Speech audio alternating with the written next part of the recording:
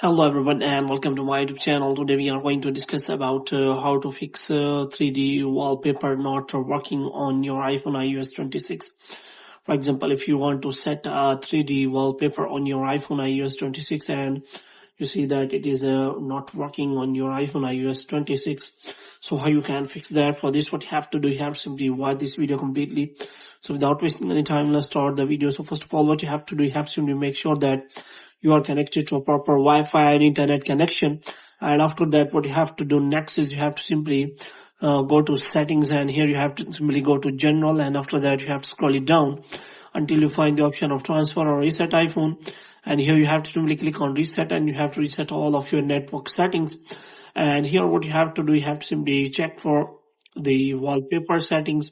So here you have to simply click on that wallpaper option, and you have to simply click on add new wallpaper option. And here you can simply see that.